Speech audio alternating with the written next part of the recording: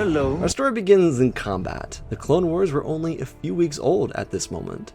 The Jedi had been assigned their units, and with one was the very powerful young Jedi Master named Yoda. This was no Grand Master, nor elder member of the High Council. Instead, the Jedi named Yoda was a 350-year-old master of the Force. He weaved his saber through combat, slicing through battle droids and using the tops of standing but offline super battle droids to command his troops. By his side rushed a clone commander wearing green armor. Smoke covered the battlefield, but the beacon atop the B-2 battle droid led the men in the right direction. It was Yoda. Even in the war's infancy, he knew how to best communicate to his men, to help them move through the battlefield. He leapt down and rushed forward, staying at the front of his assault. Yoda might have been old by their standards, but he was young for his species. The foundry they were attacking released AAT tanks. The clones, who were running across the fields, were forced to face them head-on. Master Yoda, though, through the thick field of battle, ripped his lightsaber under the hull of the tanks, cutting them open from the bottom. In a few circumstances, he'd find his way inside the tank, but his main goal was to destroy as many as he could before his men were killed. It was remarkable for the clones to be a part of. They knew that the Jedi would be a great aid to their war against the Confederacy, but having someone like this serve with them was indescribable. When they weren't fighting on the front lines, they saw the softer, gentler side of the Jedi Master. He was kind and courteous to everyone who operated out of this tiny garrison.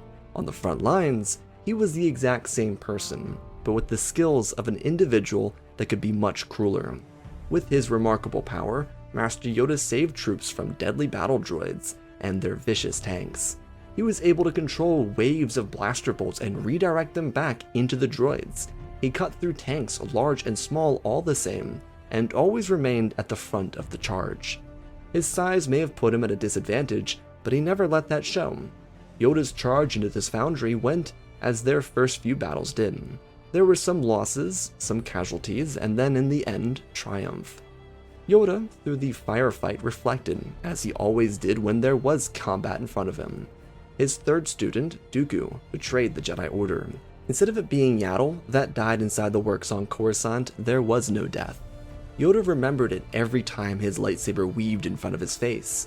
Each millisecond, when the burst of light exploded against a deflection, he saw his fallen apprentice's eyes. It tortured his soul. Yoda felt that pain in his soul, and never in battle actually had the chance to reflect on how much it bothered him. But this had been a torment he dealt with for the last 10 years, leading up to the beginning of the Clone War. When the battle droids were all destroyed, Yoda didn't turn to his past. He focused on his present, in front of him. First was to make sure all the droids were dealt with, and that the foundry could be shut down and then destroyed.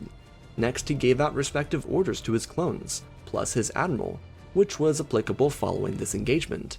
Yoda afterwards turned his attention to the wounded. Status reports from Republic High Command would eventually find him. He cared more about his men in the moment. Those who were wounded could be eased with the Force. Yoda had the capability and potential to do it without harming himself. Since the war started a few weeks ago, he'd been practicing methods to make life easier for the clones. The war was young, but Yoda believed that acting fast could prevent it from expanding into a full-blown galactic conflict. He knew what the Separatist armies were capable of, and it's why his unit was so active. Yoda put a lot of pressure on all of them. The clones were tired, as was he, but they all knew why they were doing it. So to aid his troopers, by himself, he used knowledge he already had that helped comfort the wounded. It wasn't a force heal, because he'd actually hurt himself by doing that consistently. It was an easy ritual instead, that someone with his power could do. On the other side of the conflict, that being before battle, Yoda was delving into battle meditation.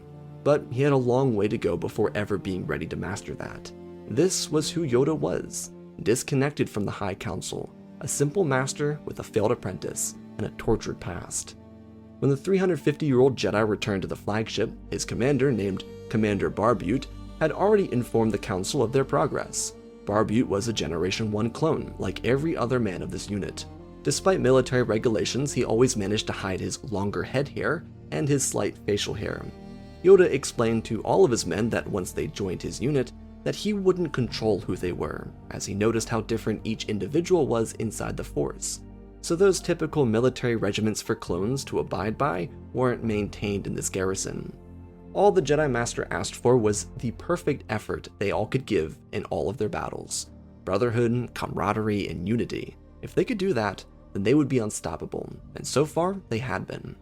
The reason Commander Barbutte informed the High Council instead of Yoda himself was because of the continuous struggle between the two. Yoda wasn't much like his grand student, Qui-Gon Jinn, who was instructed by Dooku, but he also was not close to the Council either.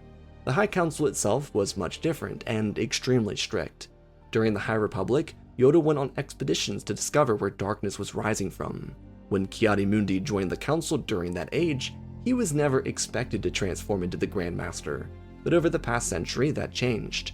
Ki-Adi-Mundi held a more regimented iteration of the Council, and he believed that what Yoda was searching for was an idealistic crusade reminiscent of an era already gone. This reaction from Mundi came from Yoda's hunt for the darkness following Master Soul's apparent suicide on Brendok. Fast forward to Dooku's fall from grace, where the High Council accepted that the Sith existed because of Qui-Gon's death. They also neglected to believe that Dooku was one of them. At odds he was with the Council, sure, but not a Sith. That's what they told him. He was a political idealist, always had been. Mundi's words exactly. Even after Yoda reported an engagement with his former student inside the industrial sector, the Council neglected to investigate it. At this current moment, the old guard of the Council belonged to individuals like Pong Krell, Jocasta Nu, and Sindralic. There were some others, but Master Windu was not one of them. Grand Master Ki-Adi-Mundi preferred to keep someone who used the dark side away from their ranks, as it could cause individuals with responsibility over the Order to slip into foolishness. It was a far stricter collection of elders than it ever would have been had Yoda joined their ranks, instead of hunting for souls and then for Nestra's murderers. None of this was especially important to Commander Barbutte because he knew little of the Jedi anyways. His 10 years of life up until this point revolved around training for war. Regardless, once Yoda returned to the flagship, it was revealed by Barbutte that they'd be redeployed again. This was a mutual agreement between the clone commander and the High Council. Yoda allowed his commander to speak on behalf of him. He trusted the man's intuition, plus Barbutte knew his men far better than Yoda did at this point, so it'd be easier for him to communicate to the Council about redeployment than it was for Yoda. It was important for Yoda to learn from Barbutte, as it was for the clone to learn from the Jedi. Admiral Killian of the fleet was ready whenever all the men were removed from the surface. They would bombard the foundry and remove it entirely. Until they left though, Yoda needed his time to meditate. This itch had been bothering him since Dooku turned to the dark side. It wasn't just the Clone Wars that activated this trauma for him. It was any time his lightsaber collided with something aggressive. Yoda could handle his own intense training regimens, but anything with someone attacking him, that was an immediate trigger. It hurt his heart. At 350 years old, Yoda had lost a lot of people. He was still grappling with that kind of loss. It was still hard to accept and lose someone, as it was when he was still 100. If he were closer to the year 800, for example, those feelings of grief would be more muted, but by his standards he was still quite a young man. He experienced betrayal, just never from a student. Dooku's decision to try and kill him cut deeper than any strike against his body ever could. Yoda's meditation gave him flashes of that turn to darkness. He remembered what and who he saw, the confrontation he experienced with not just his former apprentice, but who he presumed to be the actual Sith Lord. To top it all off, the reaction from the High Council and their lack of urgency. It was all frustrating. Every ounce of humanity within the Jedi Master was to react with anger because it was infuriating. Yet he didn't. Yoda was a better man than that. He had to be for himself and now for his men. This meditation was just as clouded as the actual experience inside the works. He certainly lived through the engagement, but he couldn't remember everything, just tiny pieces that stood out. To say that the loss of Dooku was traumatic would be an understatement. But even though things were different at Geonosis, Yoda didn't know if his former apprentice survived or not. The trail he'd been following wasn't dry, but now the war sat in between Yoda and the answers he wanted. This meditation inside a vessel quickly departing into hyperspace was meant to ease his mind, but it left him unfocused. Even in his 300 years of age, Yoda felt blinded by his emotions. So much training, in his mind, for what seemed to be nothing. The Jedi Master, rather than resolving his traumas, instead slipped into a deep but short sleep.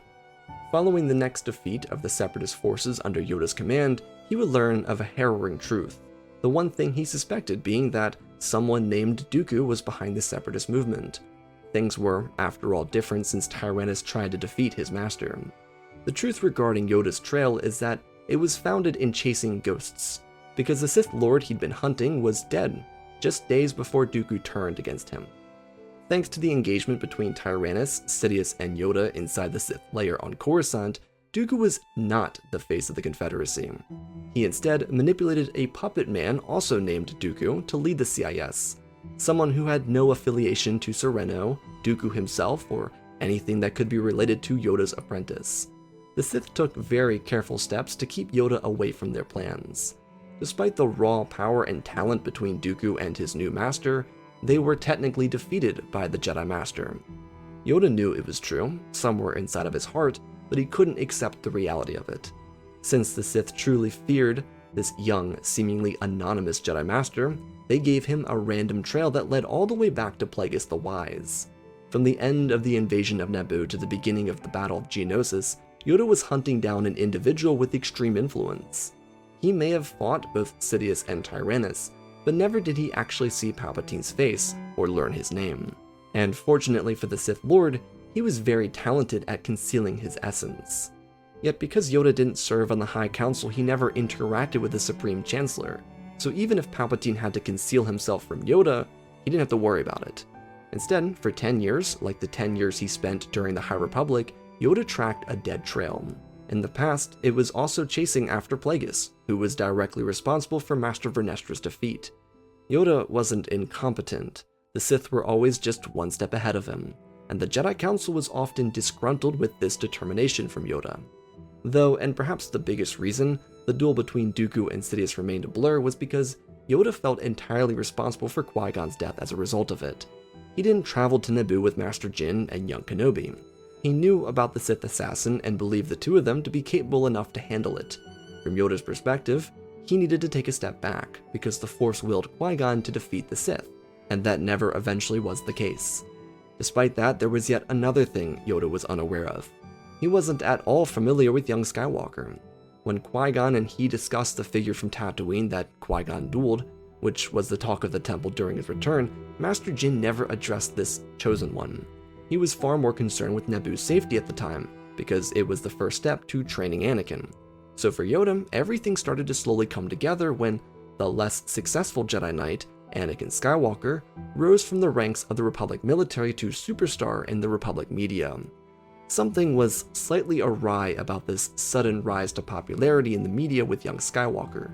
To emphasize, this wasn't Yoda becoming jealous. He was again 350 years old. He had no reason to care or wonder what people thought of him. Yet as he finished up another successful battle, he found himself questioning everything he had done before the Clone Wars began. Commander Barbute was familiar with Yoda's investigative past, but not of what the topic was about. He was supportive of the Jedi Master, and yet the little green Jedi continued to ponder endlessly. It was all connected in his mind. It just went somewhere he knew it had to.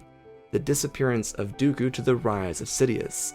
The death of Maul connected to the arrival of Anakin Skywalker and the apparent extinguishment of Darth Plagueis the Wise. It came out convoluted, almost like it made no sense because in many ways it didn't, especially after deep meditations and battle. But through the cracks of this memory, the pieces started to come together. Dooku was not the political face of Sereno. Another man was. Sereno was just simply Dooku's homeworld. But there had also been sightings of a scarred man unidentified inside the CIS parliament. There were rumors of a shadow inside the government that could make Republic senators disappear without lifting a hand, and then of course, this chosen one. And while Yoda never met Anakin, he became concerned with Skywalker's rise to popularity because of who he was. Again, this was not disdain for the Jedi Knight, rather Yoda noticing similarities between this proclaimed chosen one and Jedi Master Dooku. Their youthful personalities were extremely similar, talented beyond belief with the saber, exceptional at the Force, and brash without hesitation. Yoda didn't know Anakin personally, so he wouldn't judge a book by its cover, but he did fear what Skywalker could do to the Jedi Order. If Dooku was as much of a threat as he was at his disappearance, then imagine what someone with a far larger ceiling could do. War on the front lines was challenging for Yoda. Despite seldomly appearing in the media, he and his unit never left the front lines. They engaged in space battles rarely, and won more planets than any other division in the Grand Army of the Republic.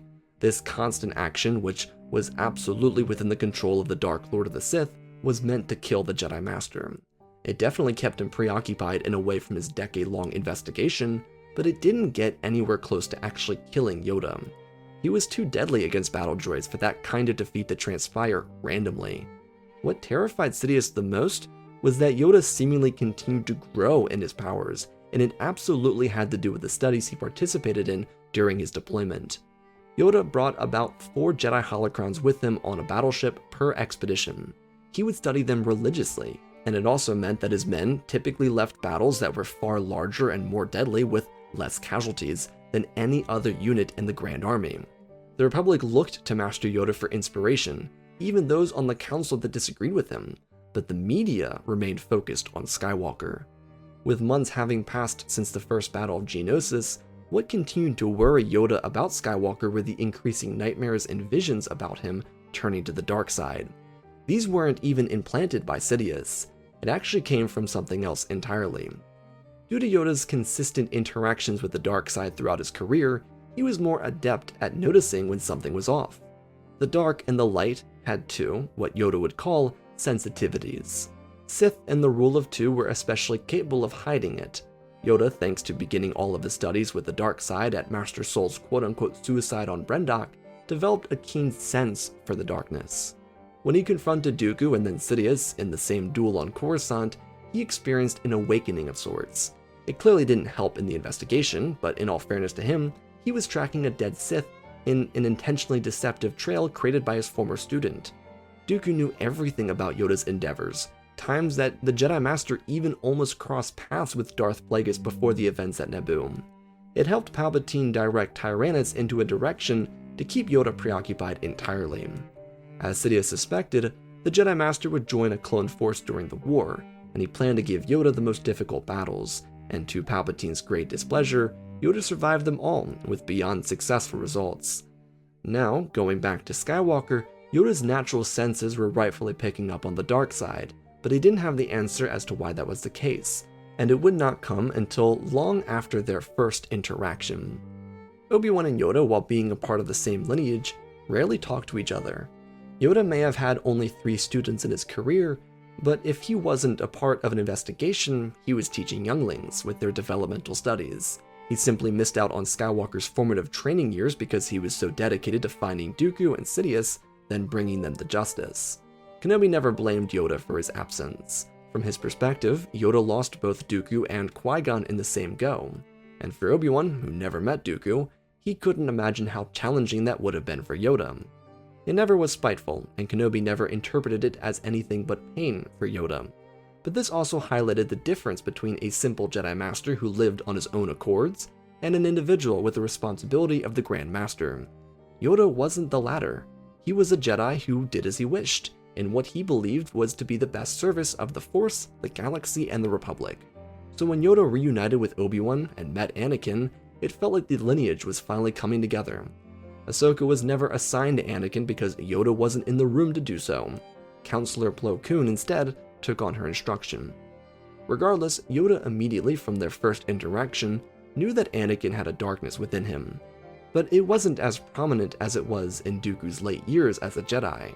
There was pain, something Yoda understood. There was also suffering, and Yoda sympathized with it. But there was also something else, something pulling on Skywalker from the outside. This trio was brought together unintentionally, and beyond Palpatine's command.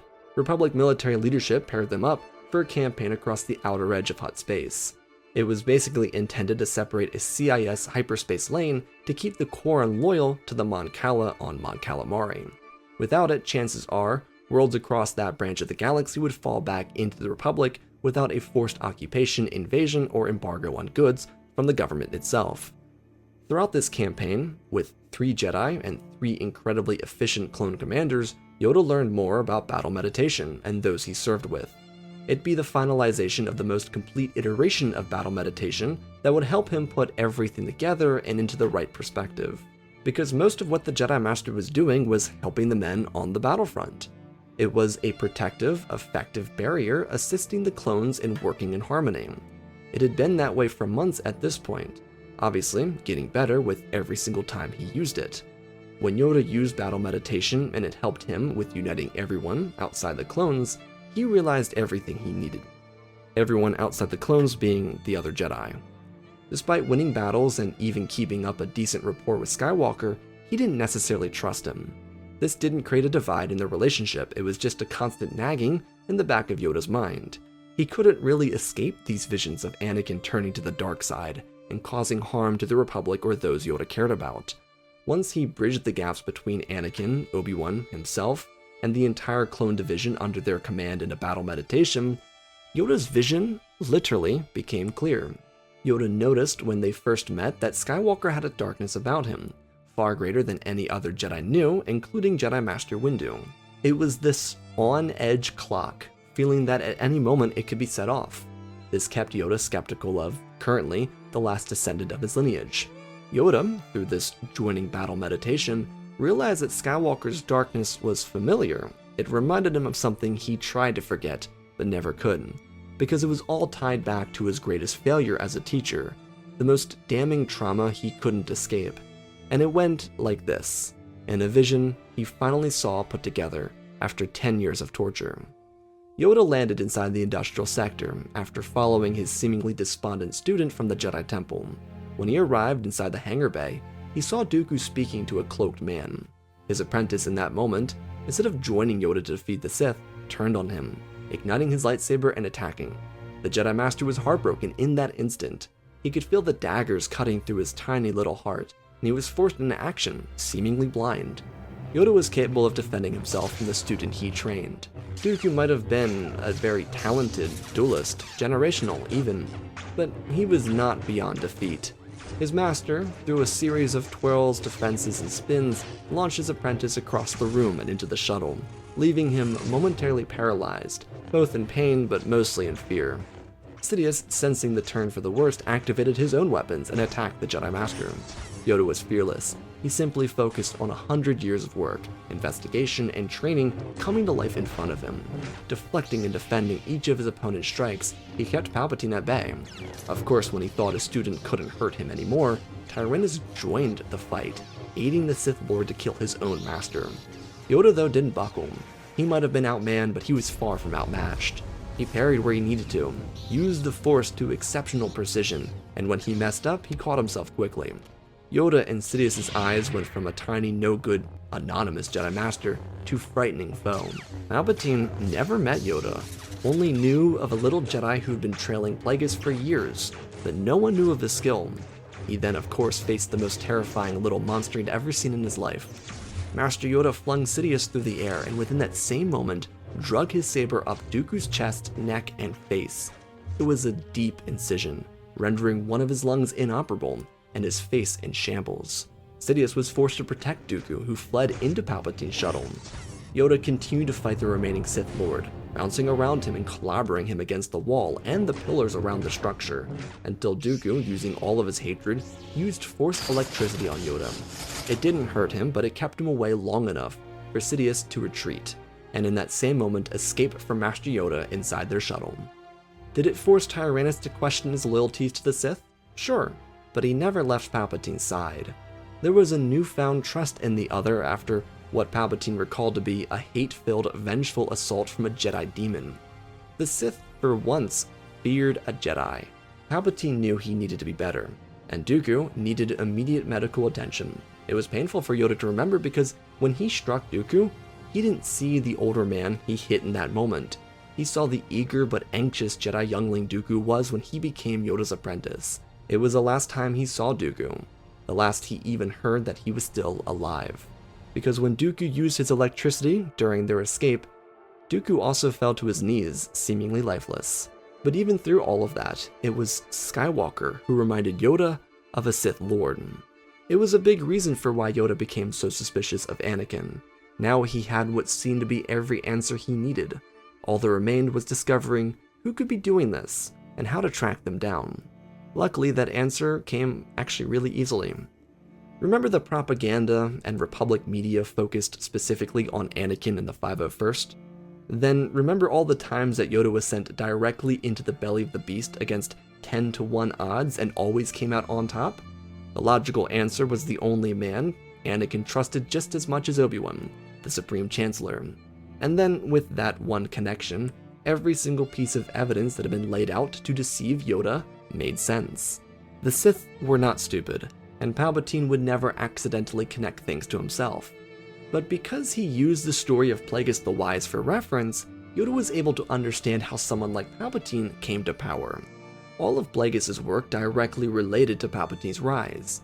It was so simple, all right in front of his face, and while it didn't anger Yoda, it helped him realize how brilliant the Sith had been to do it. They manipulated the masses from the public spotlight.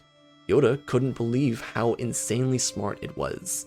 Skywalker was just another tool, someone that even the Jedi Master hypothesized could be an asset to Sidious.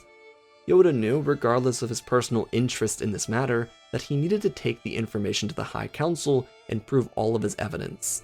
It had been compiled over the past 10 years, with a couple different inputs from other masters, including another counselor named Terasanube. Unfortunately though, it'd be a grueling discussion inside the High Council chambers. The members of Mundi's unit were overall displeased with Master Yoda's suggestions. Not to say they were extremely trusting of the Chancellor, but they believed that their peer was out of his mind. The Jedi could not reasonably expect to target the Chancellor during a time of war. Palpatine had the courts, emergency powers, and influence over almost the entire Senate. If they even thought about investigating him further, or following him, they could end up with a list of settlements or public humiliations. Mundi especially expressed that Yoda should remember what happened when the Jedi foolishly crossed the Senate a century before. Senator Rayancourt wasn't willing to provide them leniency, and they had maybe a tenth of the allies they did then. It would backfire and completely destroy the reputation of the Jedi Order in war. Yoda was immediately dismissed for his ignorance and told to hand over all of his data so that the Council could further review it in a time of peace. Grandmaster Mundi also kindly requested that Yoda focus on winning battles, so that could end the war, not turning the Republic inside out. Sadly for the Jedi Master who left the Council chambers without his evidence, he didn't believe the Council was technically wrong. Their fears were justified in Yoda's eyes because their relationship with the government was growing worse by the day. Yet to that point, they should be willing to see that said relationship was worsening because of the Chancellor. But the Jedi Master, Yoda that is, didn't attempt to fight Mundi or the other elders. He accepted their terms and quietly left. Of course, Master Yoda, who after a century of work, including the last 10 years of arduous hunting, wouldn't let go of this development. So instead, he took the information to another Jedi General he trusted more than anyone else inside the Order. Maybe he didn't have the documents, but he remembered almost everything he found. Master Windu was, in Yoda's mind, one of the greats. Yoda always believed the Council made a mistake when they excluded him from their ranks because Mace developed a new understanding of the Force. Windu was familiar with Yoda's quest and assisted him a number of times with it. When Yoda came to him with the truth about the Supreme Chancellor, he was already ready to go. The problem, though, was that both Yoda and Mace were a part of incredibly large divisions. They couldn't just disappear without facing repercussions. Well, according to Commander Barbute, they couldn't. Even if he didn't know what the Jedi were up to or what their quest might be, the clone commander trusted Yoda with his life more than anything else. He trusted his Jedi General with the lives of all of his men too, willingly telling Yoda that he would face execution for him. Obviously, Yoda told his friend to put the theatrics aside for a moment, because Yoda would never let him or any of the men sacrifice their lives for his actions. And while these were all hypotheticals spoken by Barbute, it did mean a lot to Yoda. The brotherhood shared between the clones and their Jedi General was unbelievably beautiful to the Jedi Master. He appreciated every single one of them. And for Mace, this same type of sentiment was shared by Commander Pons. To make up for their disappearance for what Yoda assumed to be a long period of time, Yoda brought in a collection of priests he had a long-established connection with. From Doran, he brought 4 Baron Doe sages to watch over these 2 armies. The Keldor priests were familiar with different types of battle meditation, which they used to protect their people from Doran's intense storms. These sages were good friends of Yoda and had around 130 years of friendship together. They were all elders with respectable knowledge on the Force. Commanders Barbute and Pons were openly comfortable with these Keldor sages and accepted them into the ranks of their divisions. The key part of their involvement was that the sages were not permitted to lead in battle. They were simply there for battle meditation. Yoda and Windu, on the other hand, turned their attention towards the Dark Lord of the Sith. Chancellor Palpatine had a regimented schedule. Ever since his defeat and escape a decade ago, he relocated to another spot inside the city, one actually inside the Senate Plaza. He didn't want to be anywhere out in the open and needed a location that the Jedi would avoid causing a scene at. Thanks to Mace's anonymity, due to not being on the council, he was able to move around the Senate Plaza inside a senator's garments without being noticed. It helped him keep away from the eyesight of the Sith Lord and his allies. Palpatine wasn't really looking for a Jedi anyways, but he didn't notice Windu. The Jedi Master concealed his essence and his abilities so that the individual his friend knew to be a Sith Lord wouldn't sense him. For months, the two of them tracked every single movement made by the Chancellor.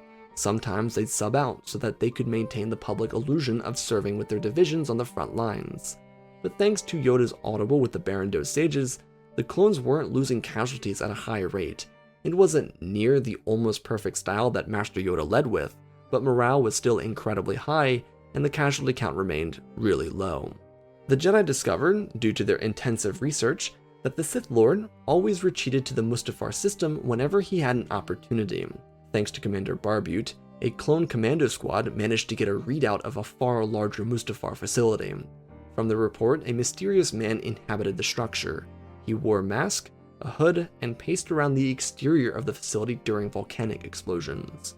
The individual didn't interact with another soul, nor did he have a visible face. Sidious returned to the Mustafar system infrequently, but often enough for the two Jedi to make a note of his importance. For Windu and Yoda, it was where they went when the Supreme Chancellor abandoned Coruscant. Sidious arrived to the system an hour before they did. Because they knew where he was going, they were able to take their time. They had no rush, just the right amount of patience to catch Sidious and this mysterious figure inside their facility.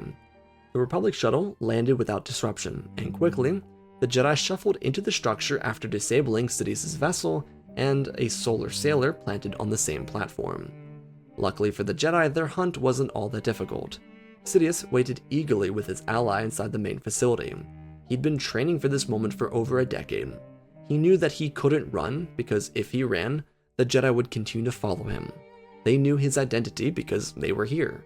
They needed to die as a result. It was that simple. Live or die. Before their weapons could ignite, Yoda saw the singular, piercing yellow eye of Tyrannus. He was a fully formed Sith Lord, someone who didn't care about the greater good of the galaxy, someone who wanted to burn it all down with no survivors. Dooku no longer cared about the future he was promised. He'd been scarred by his master, and without a first victory in the dark arts, he fell on his own sword hard. Tyrannus spent a decade alone, speaking through his puppet named Dooku, with no one else to talk to but Sidious and the corporate alliances.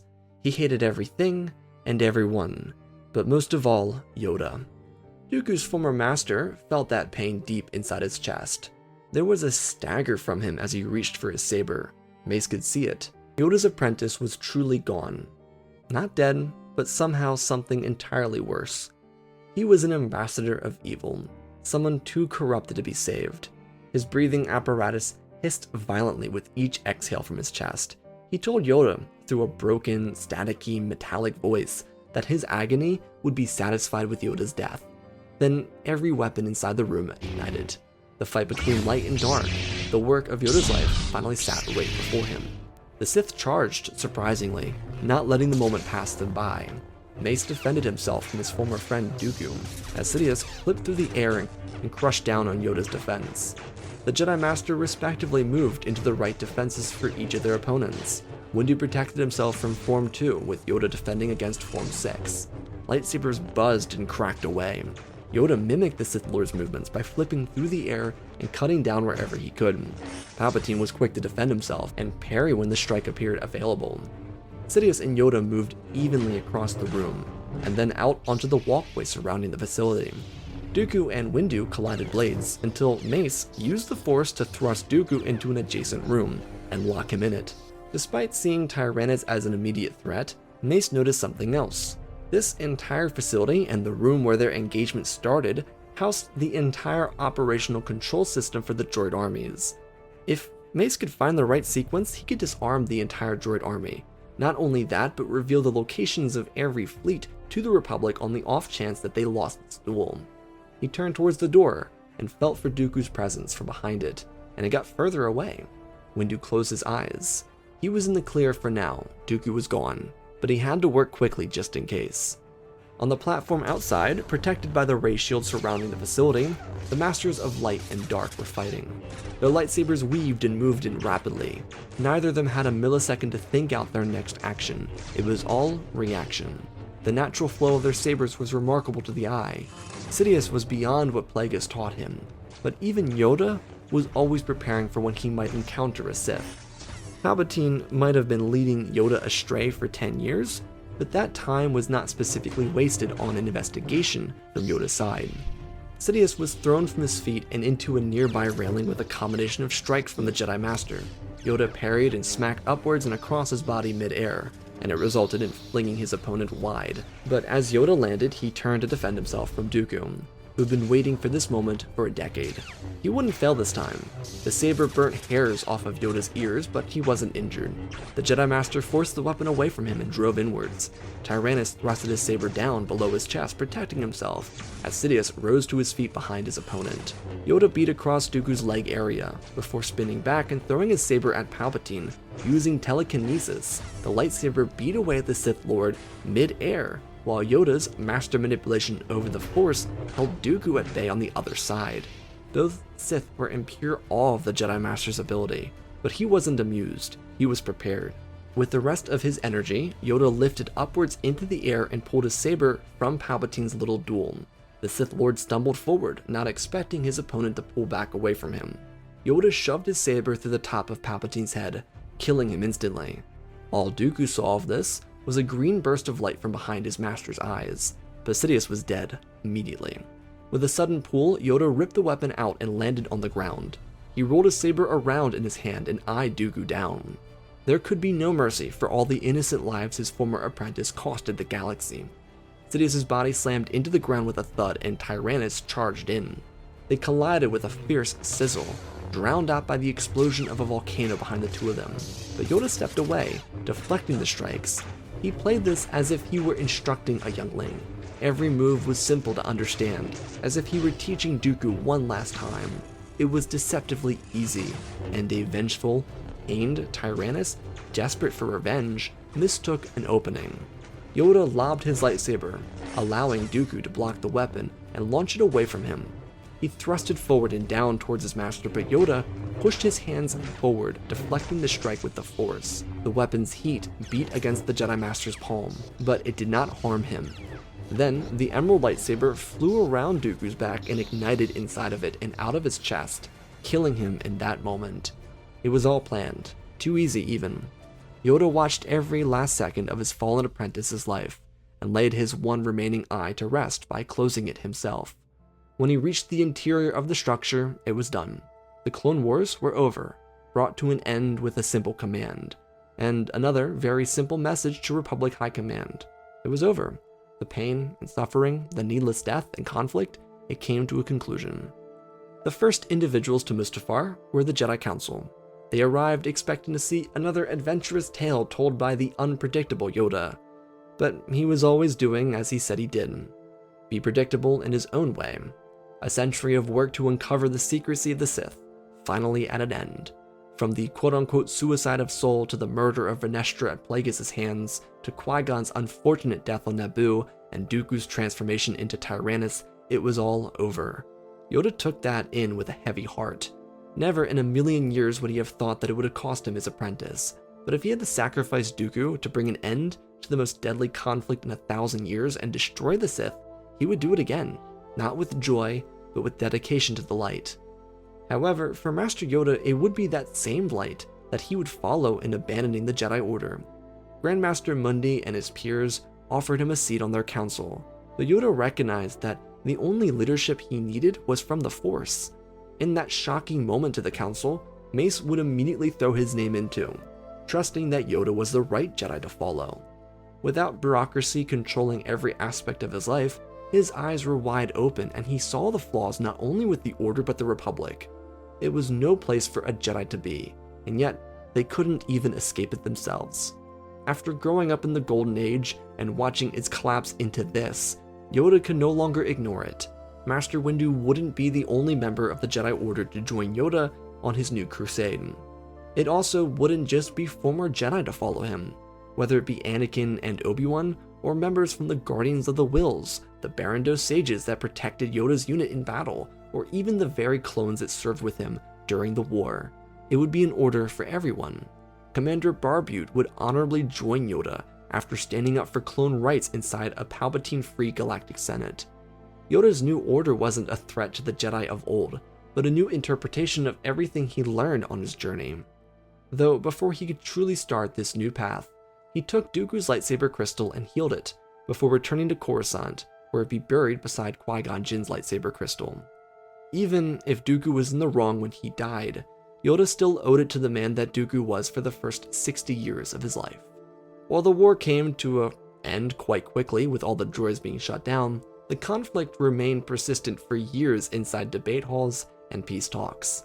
The Confederacy had no military, but there were people still willing to fight, a problem that the clones needed to handle, which they would expertly. The Jedi used this time to actually refine their people skills and return to the lives of everyday citizens, without being stuck inside their temple on Coruscant. Yoda's order, though, stuck to nature. It called Yavin 4 home. There were rules and guidelines, but they weren't nearly as strict, and they allowed for personal freedoms. Yoda wanted to establish a sect that represented the individual within the Force. As the years went by, as he watched Anakin grow old with Padme, and then their children and grandchildren after them, as the Republic developed and crumbled with the rebirth of a new system, as the Jedi Order revolutionized the way it helped people, there always remained a Yoda. His stories inspired generations of Force users inside his new sect. The Jedi often looked to him for inspiration. He was the hero of the galaxy, seen by everyone, regardless of political affiliation, as the grandfather of the Force. Yoda was a near mythical figure in the known universe, loved and adored by all as not only a healer, but a religious figure who brought the galactic community together, even through its darkest nights. That was his legacy, the legacy of a former Jedi turned heartbeat of an entire galaxy. And that, my friends, is our story.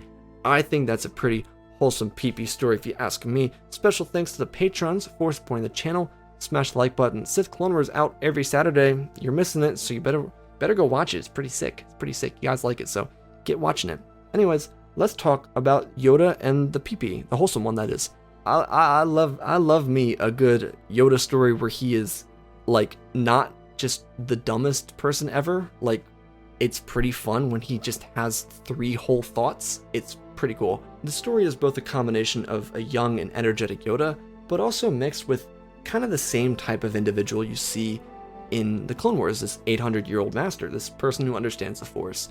I thought it would be very important for Yoda to have an input on the events of Acolyte, and I thought that would be a really good parallel because, in a way, the death of Yaddle and the death of Sol are very similar. I'm sure the Council in the regular Republic interpreted Yaddle's death as a suicide.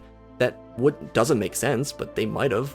You know, they might have seen this person who died and just called it a suicide, because why wouldn't they? They were complacent, just like the Jedi were 100 years before. And so I thought it'd be really make a lot of sense to connect both of those and make both those investigations for Yoda specifically to relate to each other. Having him follow a dead trail for Palpatine is almost like him following the same thing he'd been following for 10 years in the High Republic. I really wanted to hyper-focus on Yoda's sensibility, how aware he is of what's going on around him. I think that does play a part of what he did in the Acolyte era, but also him spending 10 whole years literally searching for Dooku and following a trail. I did like this concept of the council being even more strict, that Yoda was actually probably someone who brought it down to a level that was a little bit more decent. He just was too old to see the writing on the wall. I did like him having this kind of conflict with the council where he's not as young and eager as Anakin, but he does have a more Qui-Gon-like method to his ways. But he seems more Qui-Gon-like because the council is even more strict. And for the duels specifically, I don't really think there's anyone stopping a prime Yoda. Like, Yoda in the prequels, he gets worn out. You see it in his duel with both Palpatine and Dooku. He does get worn out. He's like he sounds like he's got asthma. He sounds like light Vader. So I thought it'd be cool for this guy to just be like full of energy. He's 35 years old. He is in the peak of his life. Having him fight Palpatine and Dooku feels like an even fight. You could probably throw Plagueis in there and it'd be a lopsided fight, but like, I don't really see any way that Dooku in his old age after losing a lung and like turning into like a Darth Malgus wannabe, and then Palpatine, I don't think they're doing it, especially without the Force. But in a lightsaber duel, definitely not. And that's why I included not just battle meditation, but what Lord Traya used, the telekinesis fighting style, where use the Force to manipulate the lightsaber against Palpatine. So I thought it'd be kind of cool to make Yoda just almost unstoppable, but almost extremely flawed and emotional. So I hope you all enjoyed the story. Definitely a different take on Yoda, but perhaps one of my favorite. I don't know, this might make the top 15, but anyways, I love you all, spread the love, and always, my friends, may the Force be with you.